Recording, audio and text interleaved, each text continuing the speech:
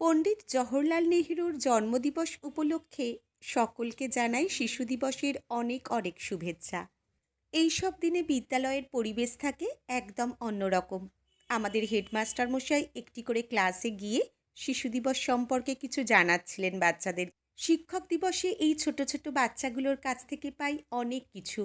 তাই আজ ওদের দিনে শিশু দিবসে আমরা টিচাররা মিলে ওদের খাওয়ানোর একটু ব্যবস্থা করেছি।